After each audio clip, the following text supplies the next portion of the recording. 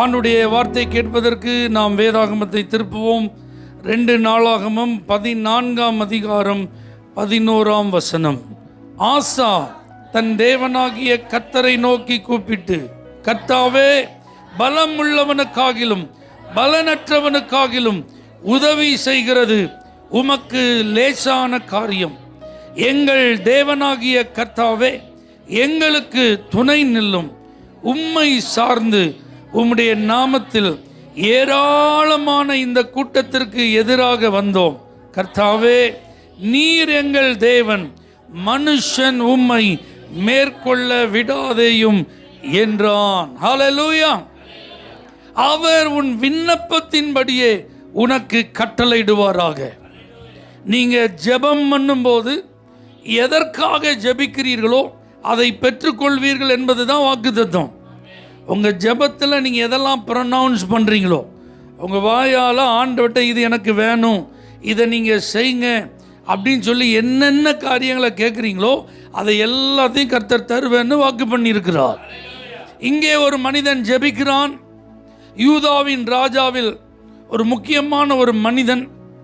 இவனுடைய தகப்பனாருடைய பெயர் அபியா, அவனுடைய தகப்பனாருடைய பெயர் ரெகோபயாம், அவனுடைய தகப்பனார் பெயர் சாலமோன், அவனுடைய தகப்பனார் பெயர் தாவீது. அல்லேலூயா. யூதா வம்சத்தில் உள்ள ஒரு முக்கியமான ராஜாவாய் அறியப்பட்டவன் இவர். உங்களுக்கு தெரியும், சாலமோனுக்கு பிறகு ராஜ்யபாரம் 2 பிரிஞ்சிட்டு, ரெகோபயாம் எரோபயாம் அப்படின்னு 2 பேர். ரெகோபயாம் சாலமோனுடைய மகன், எரோபயாம் அவனுடைய வேலைக்காரன். ஆனால் இந்த சாலமோனுடைய ராஜ்யபாரத்தில் அவன் கர்த்தருக்கு பிரியமா இல்லாமல் அவன் ஆண்டவரை விட்டு வழி விலகினதுனால தான் இந்த பிளவு ஏற்பட்டது. நல்லா கவனிச்சுக்கோங்க. ஒரு குடும்பத்தில் அல்லது ஒரு வீட்டில், ஒரு நாட்டில், எங்கேனாலும் சரி, ஒரு டீமாக இருக்கிற அந்த கூட்டமைப்பில் கர்த்தரை விட்டு வழி விலகுகிற செயல் வந்துட்டு அப்படின்னா அங்கே பிரிஞ்சிடும். அதுக்கப்புறம் அங்கே என்ன இருக்காது? ஒற்றுமை இருக்காது, ஒருமனை இருக்காது. அதுக்கப்புறம் அவர்கள் இணைந்திருக்க முடியாது. இப்போ பாருங்க, எவ்வளோ பெரிய ஆசீர்வாதம். ஒரு ராஜ்யமாக கர்த்தர் இஸ்ரவேலை உருவாக்குறதுக்கு ஒரு மனுஷனை அழைத்து வந்து அவனை ஆசீர்வதித்து அவன் கூட உடன்படிக்கை பண்ணி அவனை வர்த்திக்க பண்ணி இருக்கிறார்.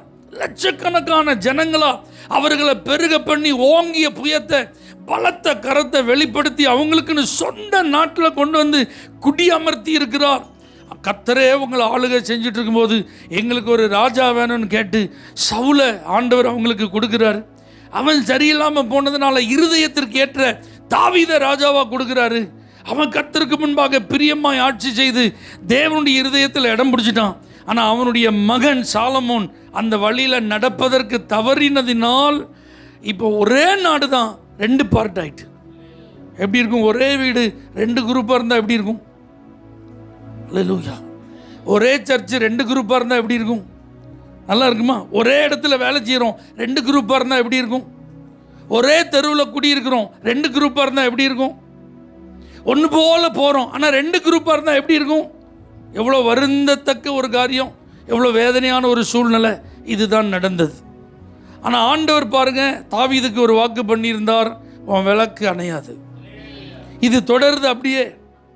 ரெகோபயாம் கொஞ்சம் சரியில்லை தான், அவன் கொஞ்சம் கர்த்தருக்கு பிரியமில்லாமல் தான் நடந்தான். ஆனாலும் வாக்குத்தத்தத்தின் தேவன், உடன்படிக்கையின் தேவன் உண்மையுள்ளவராக இருந்தான். இப்போ அவன் மகன் அபியா கொஞ்சம் செட்டில் பண்ணுறான், எல்லாத்தையும் சரி பண்ணுறான். எதை அகற்றணுமோ அதெல்லாம் என்ன செய்கிறான்? அகற்றுறான். ஆனால் இஸ்ரவேல் பிரிஞ்சது பார்த்தீங்களா? எரோபயாமின் கூட்டத்தார் இவனோட யுத்தம் பண்ணுறதுக்கு வந்து நிற்கிறான். அப்போ இந்த அபியா பேசுகிறான், யாரோடு யுத்தம் பண்ண வந்திருக்கிறீர்கள்? தாவீதின் வீட்டாரோடா, யூதாவோடு யுத்தம் பண்ணவா நீங்கள் வந்திருக்கீங்க? வாக்குத்தத்தம் உங்களுக்கு ஞாபகம் இருக்கா? தேவன் செய்த உடன்படிக்கை உங்களுக்கு ஞாபகம் இருக்கா? தாவீதின் வம்சத்தை யாரால என்ன செய்ய முடியாது? அழிக்க முடியாது. உங்களுக்கு அது தெரியாதா? பின்ன ஏன் யுத்தம் பண்ண வந்திருக்கீங்க? இஸ்ரவேலரே, இந்த முடிவை கைவிடுங்க அப்படின்றான். ஆனால் அவங்க யாரும் கேட்கல. இப்போ பயங்கரமான யுத்தம், அதில் மிகப்பெரிய வெற்றி அபியாவுக்கு கிடைத்தது. அல்லேலூயா. ஆசாவினுடைய தகப்பனுக்கு கிடைத்தது. இப்போ அதுக்கப்புறம் ராஜ்யபாரத்துக்கு யார் வாரா? ஆசா வாரான். இப்போ நல்லா எஸ்டாப்ளிஷ் பண்ணுறான் கிங்டம். அரணான பட்டணங்களெல்லாம் நல்லா டெவலப் பண்ணுறான். ராஜ்யபாரத்தை ஸ்திரப்படுத்துகிறான். எல்லாத்தையும் செட்டில் பண்ணுறான். இப்போ வீரர்களின் எண்ணிக்கை பெருகுகிறது. 5,80,000 பேர் யுத்தத்துக்கு அணிவகுத்து நின்றால் எப்படி இருக்குன்ற மாதிரி ஒரு பெரிய டீமை ஃபார்ம் பண்ணி, okay everything will be all right அப்படின்னு மூச்சு விடும்போது திடீர்னு சேரா அப்படின்னு ஒருத்தன் வந்து 10 லட்சம் பேரோட ஏற்று நிற்கான். அல்லேலூயா. இதான் ஆசாவினுடைய சூழ்நிலை. தேவ பிள்ளைகளே, நீங்கள் உங்களுடைய பின்னணியங்களை வைத்து நீங்கள் ஆரம்ப நாட்களிலே கடந்து வர தடுமாறி கர்த்தருக்கு பயந்து அவருடைய வழியில் நடக்க உங்களை அர்ப்பணித்து கொஞ்சம் கொஞ்சமாக ஆசீர்வாதங்களிலே விருத்தி அடைந்து நன்மைகளை சுதந்திரித்து கொண்டிருக்கும் போது, ஓகே பரவாயில்ல, இப்போ நான் ஓரளவு என்ன செஞ்சிட்டேன், செட்டில் ஆகிட்டேன், இனி என் பிள்ளைகளுக்கு எந்த கவலை என்ன செய்யாது இருக்காதுன்னு நினைக்கும் போது திடீர்னு ஒரு ஆபத்து, திடீர்னு ஒரு எதிர்ப்பு, திடீர்னு நம்ம எதிர்பாராத ஒன்றுன்னா எப்படி இருக்கும்? கவலையாக இருக்குமா இல்லையா? அதை போல ஒரு நிலைமை தான் இந்த ஆசாவுக்கு. அந்த நேரத்தில் தான் இவன் ஜெபம் பண்ணுறான். கர்த்தாவே, பலம் உள்ளவனுக்காகிலும் பலனற்றவனுக்காகிலும் உதவி செய்கிறது உமக்கு லேசான காரியம். அல்லேலூயா. இந்த வார்த்தையெல்லாம் சொல்லி அவன் முடிக்கிறான். மனுஷன் உம்மை மேற்கொள்ள ஒட்டாதிரும். அப்போ பாருங்க, நீங்கள் எந்த நேரத்தில் இருந்தாலும், எந்த இடத்துல இருந்தாலும், எந்த சூழ்நிலையில் இருந்தாலும், உங்களிடத்தில் தேவன் எதிர்பார்ப்பது நீங்கள் ஜெபிக்க வேண்டும், நீங்கள் விண்ணப்பம் பண்ண வேண்டும். ஐயோ அப்படின்னு சொல்லிட்டு அழுது கொண்டு இருப்பவர்களாய் அல்ல, ஆண்டவரை நோக்கி பார்ப்பவர்களாய் மாற வேண்டும். ஏன் இப்படிலாம் நடக்குன்னு சொல்லி குழம்பி கேள்விகளை கேட்டுக்கொண்டிருக்கிறவர்களாய் அல்ல, இந்த நிலைமையிலும் எனக்கு ஒரு தேவன் இருக்கிறார் என்ற நம்பிக்கையோடு அவருடைய முகத்தை தேடுகிறவர்களாய் நீங்களும் நானும் மாறணுங்கிறத ஆண்டுடைய எதிர்பார்ப்பு. அப்போ ஜெபம் பண்ணும்போது ஆசாவுக்கு கர்த்தர் 3 காரியங்களை அவனுக்கு செய்து கொடுத்தார். அப்போ நீங்களும் நானும் விண்ணப்பம் பண்ணி ஆண்டவர் முகத்தை தேடினா, எவ்வளோ நெருக்கடி இருந்தாலும், எவ்வளோ ஆபத்து இருந்தாலும், அது நம்முடைய திராணிக்கு மிஞ்சினதாக இருந்தாலும், வாழ்வா சாவா போராட்டமாக இருந்தாலும், வெற்றியா தோல்வியா ஜட்ஜ் பண்ண முடியல அப்படி இருந்தாலும், எதிர்காலம் கேள்விக்குறியாக இருந்தாலும், நாம் ஜெபித்தால் ஆண்டவர் 3 காரியங்களை ஆசாவுக்கு செய்தது போல நமக்கும் செய்ய விரும்புகிறார். ஆண்டவர் ஆசாவுக்கு செய்த முதல் காரியம் உதவி செய்தார். அவன் சொல்கிறான், பலம் உள்ளவனுக்காகிலும் பலனற்றவனுக்காகிலும் உதவி செய்கிறது உமக்கு லேசானங்க. நீங்கள் ஜெபத்தில் என்ன சொல்கிறீங்களோ அதை கர்த்தர் செய்வார். அப்போ இவனுக்கு உதவி தேவை. 5,80,000 10 லட்சத்தை எதிர்த்து நிற்பது கூடாத காரியம். அப்போ 4,20,000 லேக்காவது குறைகிறது. அப்போ இந்த குறைச்சலில் ஒரு உதவி தேவை என்று அவன் ஆண்டவர்கிட்ட, இது உமக்கு லேசான காரியம் ஆண்டவரே, இந்த உதவியை செய்வது என்று சொன்னபோது கர்த்தர் ஆசாவுக்கு என்ன செஞ்சார்? உதவி செய்தார். அதனால கடந்த அந்த யுத்தங்களை குறித்த வார்த்தைகள் வேதத்தில் எழுதப்பட்டிருக்கு. பைபிள் சொல்லுது பாருங்க, கர்த்தர் அந்த எத்தியோப்பியரை ஆசாவுக்கும் யூதாவுக்கும் முன்பாக முறியடித்ததினால் எத்தியோப்பியர் ஓடி போனார்கள். அல்லேலூயா. இந்த உதவி தான் அவன் கேட்டான். எதிர்த்து வந்த எதிரிகள் முறியடிக்கப்படணும், எனக்கு விரோதமாக வந்தவங்க திரும்பி ஓடி போகணும். இப்போ கர்த்தருக்கும் அவருடைய சேனைக்கு முன்பாக அவர்கள் முறிந்தோடுகிறார்கள். இப்போ இந்த இடத்துல ஆசாவுக்கும் அவனுடைய சேனைக்கும் முன்பாக இருக்கணும். ஆனால் பைபிள் எப்படி சொல்லுது? அப்போ இங்கே உதவி யார் செய்கிறா? கர்த்தர் செய்கிறார். ஆமென் சொல்லுங்க பார்க்கலாம். 13வது வசனத்தில் பாருங்க, அவர்களை ஆசாவும் அவனோடு இருந்த ஜனங்களும் கேரார் மட்டும் துரத்தினார்கள். எத்தியோப்பியர் திரும்ப பலம் கொள்ளாதபடிக்கு முறிந்து விழுந்தார்கள். பைபிள் சொல்லுது பாருங்க, கர்த்தருக்கும் அவருடைய சேனைக்கு முன்பாக நொறுங்கி போனார்கள். ஆமென் சொல்லுங்க பார்க்கலாம். இப்போ ஆசா யுத்தத்தில் தான் நிற்கிறான், யுத்த களத்தில் தான் நிற்கிறான், அவனுடைய இராணுவ வீரர்களோடு தான் நிற்கிறான். ஆனால் இங்கே உதவி இப்போ யார் செய்கிறா? கர்த்தர் முறிந்தோட பண்ணுகிறார், சத்துருக்களை சிதறடிக்கிறார். இவனுக்கு விரோதமாய் வந்த கூட்டத்தாரை இவன் கையில் ஆண்டவர் என்ன செய்கிறார்? ஒப்பு கொடுக்கிறார். பைபிள் சொல்லுது பாருங்க, கர்த்தரால் அவர்களுக்கு பயங்கரம் உண்டாயிற்று. அப்போ இந்த உதவியை யார் தான் செய்கிறார்? அப்போ நீங்கள் ஜெபம் பண்ணீங்கன்னா ஆண்டவர் உங்களுக்கு உதவி செய்வார். எனக்கு ஒத்தாசை வரும் பர்வதங்களுக்கு நேராக என் கண்களை ஏறெடுக்கிறேன். வானத்தையும் பூமியையும் உண்டாக்கின கர்த்தரிடத்திலிருந்து எனக்கு ஒத்தாசை வரும். அப்போ யார் தங்களுடைய கண்களை ஆண்டவருக்கு நேராக ஏறெடுக்கிறாங்களோ அவங்களுக்கு கண்டிப்பாக கர்த்தர் உதவி செய்வார். ஆபத்து காலத்தில் நீ என்ன நோக்கி கூப்பிடுன்னு சொன்னது அவர் தானே. அப்போ உதவி செய்வாரா செய்ய மாட்டாரா? கண்டிப்பாக செய்வார். நம்முடைய சகாயம் கர்த்தரிடத்துல தான் இருக்கு. சகாயம்னா உதவி. நம்முடைய உதவி யார்கிட்ட இருக்கு? நல்லா புரிஞ்சுக்கோங்க. இக்கட்டில் மனிதருடைய உதவி விருதா.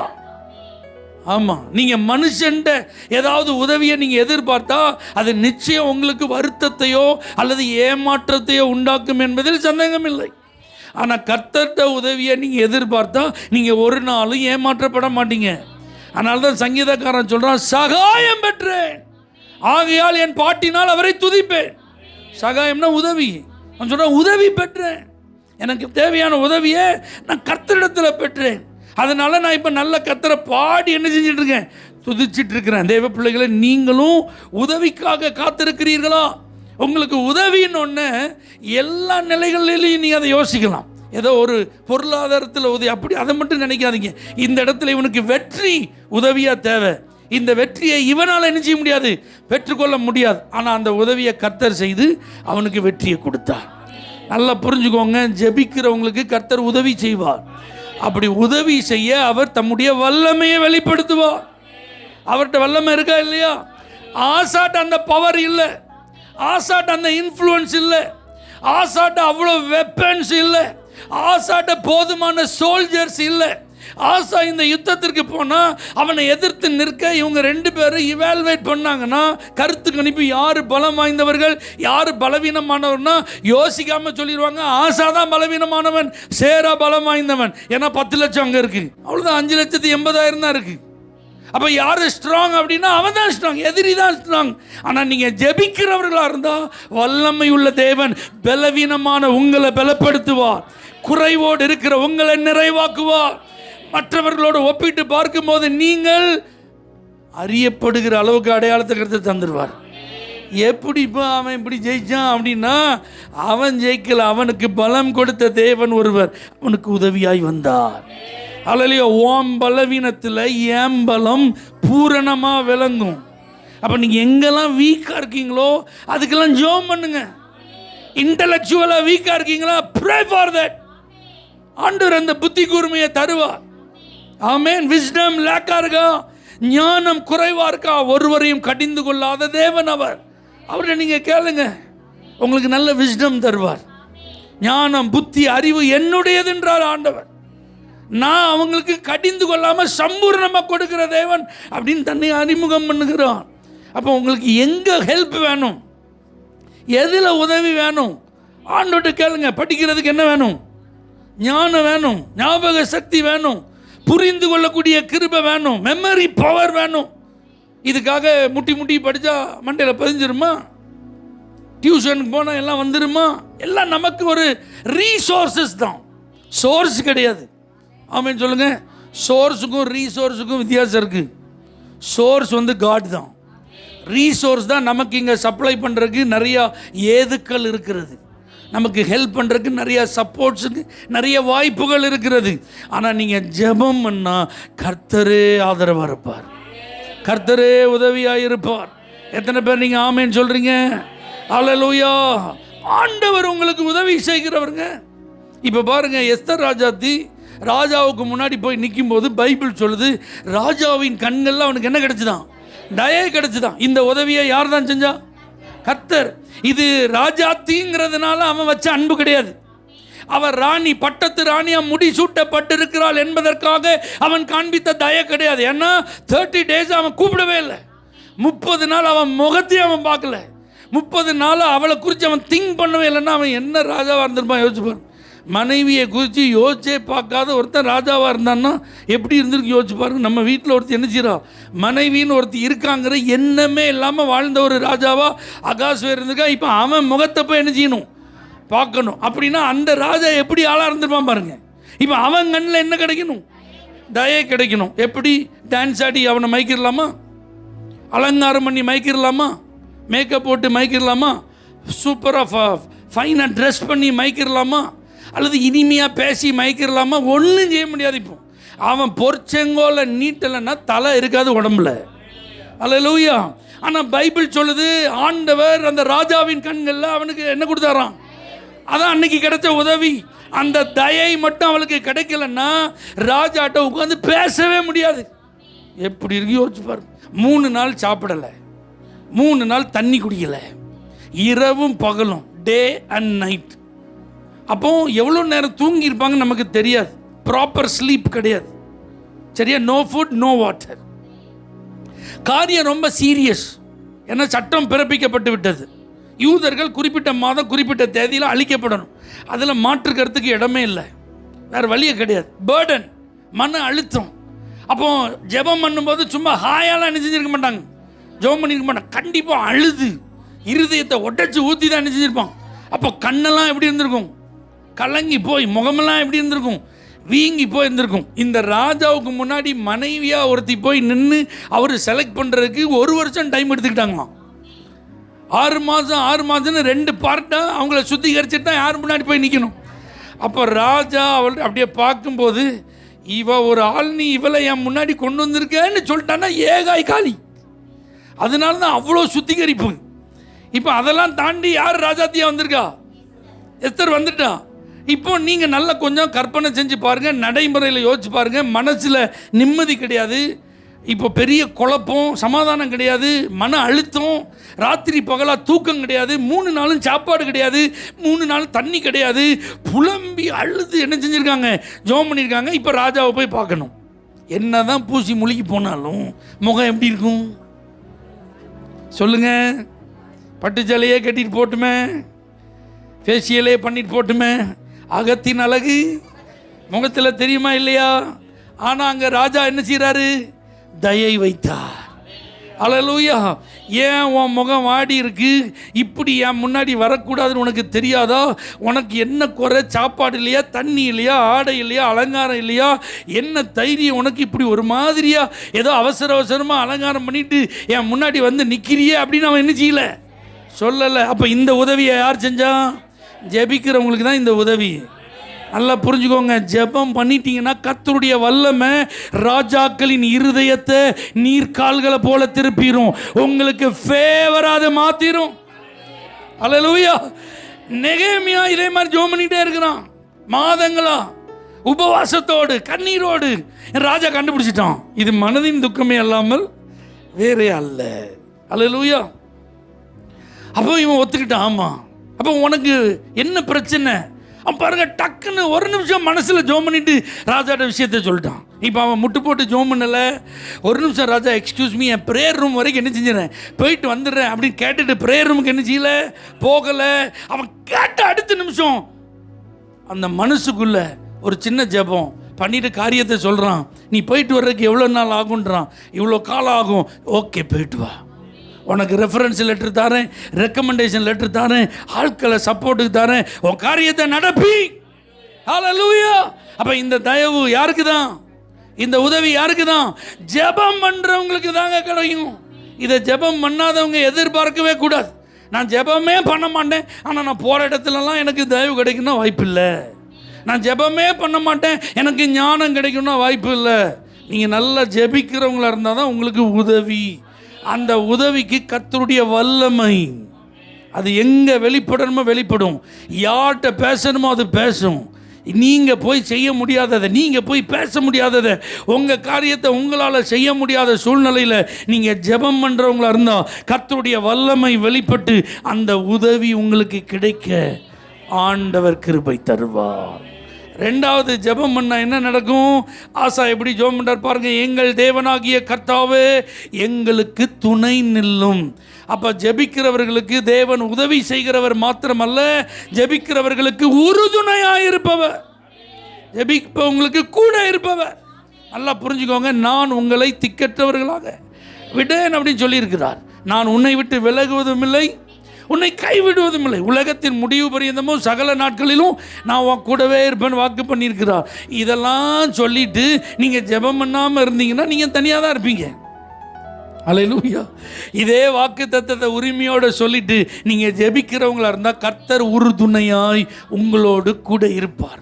பைபிள் சொல்லுது, தேவன் நமக்கு அடைக்கலமும் பலனும் ஆபத்து காலத்தில் அனுகூலமான துணையுமானவர், எவர் பிரசன்ட் ஹெல்ப்பர். எப்பவும் உங்கள் கூடவே இருப்பார். அவர் ஒரு நாளும் உங்களை தனி அனுப்பிச்சிக்க மாட்டார். யாக்கோபு அன்னைக்கு தான் முதல் நாள் வீட்டை விட்டு தனியாக பிரயாணம் பண்ணுறான். அன்னைக்கே கர்த்தர் சொல்கிறான், நான் உன்னோடே கூட இருந்து நீ போகிற இடத்துலலாம் உன்னை ஆசீர்வதித்து மறுபடியும் உன்னை திரும்பி வர பண்ணுவேன். அப்போ ஒரு புதிய அனுபவத்தில் நீங்கள் அடியெடுத்து வைக்கும்போது ஜெபத்தோடு அடியெடுத்து வைங்க, கர்த்தர் உறுதுணையாக இருப்பார். இதுவரைக்கும் இந்த பாதையில் நடந்ததில்லை, இதுவரைக்கும் இப்படி என் வாழ்க்கையில் சம்பவித்ததில்லை, ஏன் இதெல்லாம் நடக்க எனக்கு ஒன்றுமே புரியலைங்கிற ஒரு கேள்விக்குறியோடு தான் ஒவ்வொரு நாளையும் கழிக்க வேண்டியது இருக்கிறதா? நீங்கள் ஜெபித்து அந்த நாட்களை ஃபேஸ் பண்ணுங்க, கர்த்தர் கூட இருக்கிறது நீங்கள் பார்க்கலாம். அல்லேலூயா. ஆபிரகாம் காலத்தில் ஈசாக்குக்கு பொற்காலம். இப்போ ஆபிரகாம் காலம் முடிஞ்சிட்டு ஈசாக்கு மட்டும் இருக்கிறான். ஆபிரகாமின் நாட்களில் உண்டானது போல பஞ்சம் வந்துட்டு இப்போ யோசிக்கிறான், பஞ்சத்தில் தப்புறதுக்கு எகிப்துக்கு போகலாமான்னு. ஆனால் கர்த்தர் சொல்கிறார், நான் சொல்கிறேன், இந்த தேசத்திலேயே நீ குடியிரு, நான் உன்னை ஆசீர்வதிப்பேன். அல்லேலூயா. இப்போ பாருங்க, அந்த கர்த்தர் சொன்ன வார்த்தையை கேட்டு அந்த பஞ்ச காலத்தில் அவன் விதைக்கிறான். எத்தனை மடங்கு கிடைக்குது? 100 மடங்கு. அப்போ கர்த்தர் துணையாக இருந்தார்னா எந்த சூழ்நிலையாக இருந்தாலும், ஆமென் சொல்லுங்க, உங்களுக்கு ஆசீர்வாதங்கள் கிடைக்கும். அவர் உங்கள் கூட இருக்கிறத நீங்கள் பார்க்க முடியும். ஏன்னா காலம் அவர் கையில் தான் இருக்குது, சூழ்நிலை அவர் கையில் தான் இருக்குது, இயற்கை அவர் கையில் தான் இருக்குது. எல்லாம் அவர் சொல்ல ஆகும், அவர் கட்டளையிட நிற்கும். அவர் உங்கள் கூட இருந்துட்டாருன்னா நீங்கள் ஏன் கவலைப்பட போகிறீங்க? அந்த பஞ்ச காலத்தில் கர்த்தர் கூட இருந்ததுனால அவனுக்கு எத்தனை மடங்கு ஆசீர்வாதம்? 100 மடங்கு. அப்போ கூட இருப்பார் அப்படின்னா காட்ஸ் பிரசன்ஸ். உதவி செய்வார்னா காட்ஸ் பவர். கூட இருப்பார்னா பிரசன்ஸ். இதை நீங்கள் ஃபீல் பண்ணணும். எங்கே இருந்தாலும் கர்த்தருடைய பிரசன்னத்தை ஃபீல் பண்ணணும்னா நீங்கள் ஒரு ஜெபிக்கிற தேவ பிள்ளையாக இருக்கணும். அப்போ தான் அவர் உங்கள் கூட என்ன செய்வார்? இருப்பார். யோசேப்போட கூட கர்த்தர் இருந்தார். அல்லேலூயா. அதனால என்ன நடந்தது? அவனுடைய அடையாளம் மாற்றப்பட்டது, அடிமை வஸ்திரம் அவனுக்கு தரிப்பிக்கப்பட்டது. ஆனால் கர்த்தர் அவன் கூட இருந்ததுனால அந்த போத்திபார் அவனை ஐடென்டிஃபை பண்ணிட்டான். அல்லேலூயா. கர்த்தர் யோசேப்போட கூட இருந்தார். சிறைச்சாலையில் ஒரு தலைவன் இருந்தான் பார்த்தீங்களா, அவன் கண்கள் அவனுக்கு தயை கிடைக்க கர்த்தர் உதவி செய்தார். அப்போ இவன் கூட காட்ஸ் பிரசன்ஸ் இருந்ததுனால ஜெயிலில் கூட அந்த தலைவருக்கு இவன் யாருன்னு நினைச்ச முடியுது, அடையாளம் கண்டு கொள்ள முடிகிறது. இப்போ பார்வோனுக்கு முன்னாடி போய் நிற்கிறான். இவன் மேலே எஃப்ஐஆர் இருக்குது, இன்னும் கேஸ் ஃபைனல் ஆகலை, ஃபைல் க்ளோஸ் பண்ணப்படலை. இப்போ எந்த வழக்கும் விசாரணையும் கிடையாது, தீர்ப்பும் கிடையாது. தேவ ஆவியை பெற்ற இந்த புருஷனை போல யாராவது இருக்காங்களா? நல்லா புரிஞ்சுக்கோங்க. நீங்கள் நல்ல ஜெபம் பண்ணுறவங்களா இருந்தீங்கன்னா கர்த்தர் உங்கள் கூட உறுதுணையாக இருப்பார். அக்கினி சூளையிலும் இருப்பார், சிங்க கெபியிலும் இருப்பார், அரண்மனையிலும் இருப்பார், ஆழியிலும் இருப்பார். எத்தனை பேர் ஆமேன்னு சொல்றீங்க? எங்க நீங்க இருந்தாலும் அவர் உங்களுக்கு உறுதுணையா இருப்பார். அல்லேலூயா. எங்களுக்கு துணை நில்லும் அப்படின்னு ஜெபம் பண்ணா பாருங்க, கர்த்தர் அவனுக்கு துணை நின்றார். அப்ப நீங்க எத்தனை பேர் நம்புறீங்க ஆண்டவர் உங்களுக்கு துணையா இருப்பார்? உங்களை ஆண்டவர் ஒரு நாள் தனியாக அனுப்பிக்க மாட்டார், விடவே மாட்டார். சேனைகளின் கர்த்தர் தாவீதோடு கூட இருந்தார். அவன் நாளுக்கு நாள் என்ன செஞ்சான்? விருத்தி அடைந்தான். அவன் நல்லா ஜெபம் பண்ணுற ஒரு மனுஷன்.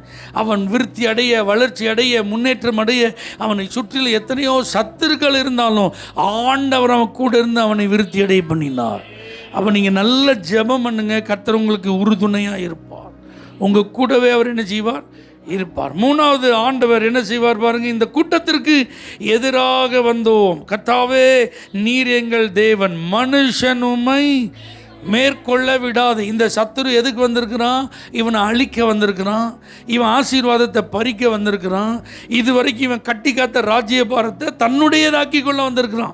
நீ என்ன மேன்மையாக இருப்பியா? நீ என்ன உயர்வாக இருப்பியா? நீ என்ன ஆசீர்வாதமாக இருப்பியா? உன்னை நான் சிறை பிடிக்க போகிறேன், உன்னை நான் அடிமைப்படுத்த போகிறேன், உன்னை நான் அழிக்க போகிறேன்னு வந்திருக்கிறான். ஆனால் இவன் சொல்கிறான், மனுஷனுமை மேற்கொள்ள விடாதையும். அப்போ ஜெபிக்கிறவங்களுக்கு உதவியாய் இருப்பார், உறுதுணையாக இருப்பார், உயர்த்துகிறவராய் இருப்பார். ஜெபிக்கிறவங்கள மனுஷன் கையில் கர்த்தர் ஒப்பு கொடுக்க மாட்டார். ஜெபிக்கிறவங்கள சத்துரு கையில் கர்த்தர் ஒப்பு கொடுக்க மாட்டார். ஜெபிக்கிறவங்க மேலே அதிகாரங்களோ அதிகாரிகளோ செயல்பட ஆண்டவர் அனுமதிக்கவே மாட்டார். ஜெபிக்கிறவங்க தலை எப்பொழுதும் உயர்த்தப்படும். ஜெபிக்கிறவங்களுடைய பெயர் எப்பொழுதும் பெருமைப்படுத்தப்படும். ஜெபிக்கிறவர்கள் புகழ்ச்சியிலும் கீர்த்தியிலும் சிறந்திருப்பார்கள். ஜெபிக்கிறவர்களை கர்த்தர் சகல ஜாதிகள் பார்க்கிலும் மேன்மையாக தான் வைப்பார். அல்லேலூயா. இந்த ஆசாவை சத்துருக்களுக்கு மத்தியில் உயர்த்ததான் கர்த்தர் செய்தாரே தவிர இந்த சத்துருக்கள் அவனை வீழ்த்த ஆண்டவர் இடம் கொடுக்கவே இல்லை. அல்லேலூயா. அப்போ உங்களுக்கு உதவி செய்கிறதுக்கு ஒரு தேவன் இருக்கிறார், உறுதுணையாக இருப்பதற்கு ஒரு தேவன் இருக்கிறார், உயர்த்துகிறதற்கும் ஒரு தேவன் இருக்கிறார். அப்போ கண்டிப்பாக ஆண்டவர் உங்களை என்ன செய்ய போகிறார்? உயர்த்த போகிறார். நீங்கள் எப்பொழுதும் இதே நிலையில் என்ன செய்ய போகிறதில்ல, இருக்க போகிற. கண்டிப்பாக உங்களுக்கு உயர்வு காத்திருக்கிறது. இப்போ ஆண்டவர் நம்மிடத்தில் எதிர்பார்ப்பது என்ன? நானும் நீங்களும் என்ன செய்யணும்? நல்லா ஜெபம் பண்ணணும். நீங்கள் ஜெபம் பண்ணுற ஒரு ஆளாக மாறிட்டீங்கன்னா, அல்லேலூயா, நல்லா புரிஞ்சுக்கோங்க. யோவான் 11ஆம் அதிகாரத்தில் 9வது வசனம் ஆண்டவர் சொல்ற, பகலுக்கு 12 மணி நேரம் இருக்கிறத நீங்கள் அறியலையான்னு கேட்குறார். அப்போ வெளிச்சத்தில் எவனாவது நடந்தால் என்ன செய்ய மாட்டான்? இடற மாட்டான். இருளில் நடந்தால் கண்டிப்பாக என்ன செய்வான்? இடருவான் அப்படின்னு சொல்கிறார். அப்படின்னா என்ன அர்த்தம்? ஆண்டவருக்கு தெரியும் காலங்கள் அறிந்து செயல்படுகிறது. அப்போ அவர் எப்படி செயல்பட்டார்? ஊழியம் செய்கிறதுக்கு 3 வருஷம் தான் டைம். இந்த 3 வருஷத்துக்குள்ளே நான் என்ன செஞ்சே ஆகணும்? ஊழியம் செஞ்சே ஆகணும். அதே நேரத்தில் அவர் ஜெபம் பண்ணுறதை ஒரு நாள் என்ன செய்யலை, ஸ்டாப் பண்ணல. அவர் பகலெல்லாம் ஊழியம் செஞ்சுட்டு இருந்தாலும் இரவெல்லாம் ஜெபித்தார். அதிகாலையில் இருட்டோடு எழுந்து என்ன செய்தார்? ஜெபித்தார். அல்லேலூயா. இவங்க எல்லாம் ஊழியத்துக்கு போயிட்டு அநேக அற்புதங்களை செய்து வியாதியஸ்தர்களை சுகமாக்கி அந்த குருசைடெல்லாம் முடிச்சுட்டு வீட்டில் வந்து டயர்டாக படுத்திருப்பாங்க. காலையில் இவங்க கண்ணை திறக்கிறதுக்கு முன்னாடி யார் கண்ணை திறந்திருப்பா? இவங்க எழும்புறதுக்கு முன்னாடி யார் எழுந்திருப்பா? இவங்க ஜெபங்கிறத நினைக்கிறதுக்கு முன்னாடி யார் ஜெபம் பண்ணிட்டு இருப்பா? ஏசப்பா ஜெபம் பண்ணிட்டு இருப்பாங்க. அவரை தேடுவாங்க. இவங்க, ஆண்டவரே எங்கே இருக்கீங்க? ஒரு பெரிய கூட்டமே என்ன செஞ்சிட்டு இருக்கு, உங்களுக்காக வெயிட் பண்ணிட்டு இருக்கு. ஆண்டவர் சொல்லுவார், எப்போ அடுத்த ஏரியாவுக்கு நான் நினச்சிக்கணும் போகணும்ப்பா, கிளம்பி வாங்க போகணுன்னு போயிட்டே இருப்பார். ஆமாம், சொல்லுங்கள் பார்க்கலாம். அப்போ ரிடீம் யுவர் டைம். உங்கள் காலத்தை பிரயோஜனப்படுத்திக்கோங்க. இந்த மாதத்தில் இன்னொரு 10 நாள் இருக்குது. அல்லேலூயா. இந்த 10 நாளும் எதுக்கு யூஸ் பண்ணுங்கள்? நல்லா ஜெபம் பண்ணுறதுக்கு யூஸ் பண்ணுங்கள். அதிகாலையில் எழுந்தோன்னே உங்கள் காரியத்தை யார்கிட்ட சொல்லுங்கள்? கர்த்தர்கிட்ட சொல்லுங்கள். உங்கள் பிரச்சனையை ஆண்டவர்கிட்ட சொல்லுங்கள். உங்கள் தேவையை ஆண்டவர்கிட்ட சொல்லுங்கள். உங்கள் சூழ்நிலையை ஆண்டவர்கிட்ட சொல்லுங்கள். உங்களுக்கு என்ன வேணுமோ அதை ஆண்டவர்கிட்ட சொல்லுங்கள். அவர் உதவியாக இருப்பார், உறுதுணையாக இருப்பார், உயர்த்துகிறவராக இருப்பார். உங்கள் நேரத்தையும் காலத்தையும் என்ன செய்யாதீங்க, வீணாக்காதீங்க. அங்கும் இங்கும் அலைந்து திரிகிற அலுவலில் என்ன செய்யாதீங்க, ஈடுபடாதீங்க. நேரத்தை வேஸ்ட் பண்ணுறதுக்கு உங்களுக்கு இன்னைக்கு நிறைய ஏதுக்கள் வந்துட்டு. அல்லேலூயா. எப்படி நேரம் போகுதுன்னே நினைச்சில தெரியலன்னு சொல்கிறதுக்கு நிறைய இருக்குது. அல்லேலூயா. ஆனால் நம்ம அதிலெல்லாம் நம்முடைய நேரங்களை என்ன செய்யக்கூடாது, வீணடித்து விடக்கூடாது. எதில் உட்காந்து நேரம் செலவு பண்ணணும்? நல்ல தேவ சமூகத்தில் உட்காந்து என்ன செய்யணும்? நீங்கள் நேரத்தை செலவு பண்ணணும். ஆண்டவருக்கு முன்னாடி வந்து கர்த்தாவேன்னு சொல்லி இந்த ஆசா ஜெபித்தது போல் நீங்கள் ஜெபம் பண்ணி பாருங்கள். உங்களுக்கு உதவி கிடைக்கும். ஆண்டவர் உங்களுக்கு உறுதுணையாக இருப்பதை நீங்கள் அனுபவிப்பீங்க. அவரால் உங்களுக்கு வருகிற உயர்வுகளை நீங்கள் பெற்றுக்கொள்வீர்கள். கண்களை மூடி நாம் கர்த்தரை ஸ்தோத்திரம் பண்ணுவோம். கர்த்தர் நல்லவர்.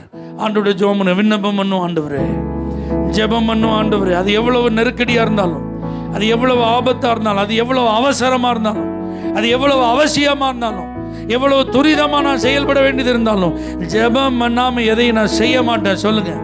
ஜெபிக்காமல் எந்த காரியத்தையும் துவங்க மாட்டேன். ஜெபிக்காமல் எந்த இடத்துக்கும் போக மாட்டேன். ஜெபிக்காமல் அந்த நாளை நான் ஆரம்பிக்க மாட்டேன். ஒரு புதிய நாளை ஜெபத்தோடு தான் நான் துவங்குவேன். ஆண்டவரே, நான் ஜெபித்தாதான் எனக்கு உதவின்னு நான் அறிந்து கொண்டேன். நான் ஜெபித்தாதான் நீங்கள் என் கூட இருப்பீங்கன்னு புரிஞ்சுக்கிட்டேன்ப்பா. நான் ஜெபம் பண்ணாதான் எனக்கு உயர்வு வருங்கிறது எனக்கு தெரிஞ்சு போச்சு. ஆமென், ஹல்லேலூயா. இனி நான் காலம் தாழ்த்தக்கூடாது. இனி நான் ஜெபம் பண்ணணும். ஆண்டவரே, எனக்கு அந்த கிருபையை தாரும் ஐயா. எனக்கு அந்த கிருபையை தாரும் ஆண்டவரே. விண்ணப்பிப்போம் ஆண்டவரே, உம்மிடத்திலிருந்து உதவியை பெற்றுக்கொள்ள, உம்முடைய பிரசன்ஸை ஃபீல் பண்ணி நீங்கள் எங்கள் கூட இருக்கிறத அனுபவிக்க, உங்கள் பாதுகாப்பு, காட்ஸ் ப்ரொடெக்ஷனை அனுபவித்து உயர்வுகளை அடைய ஆண்டவரே எங்களுக்கு நீர் அனுக்கிரகம் செய்தரலும். உடைய பிள்ளைகள் எல்லாரும் ஜெபிக்கிறவர்களாய் மாறட்டும். இயேசுவின் நாமத்தில் பிதாவே, ஆமென். For prayer contact Pastor J. Kumar, El Shaddai Ministries, 9500252586, Surandai.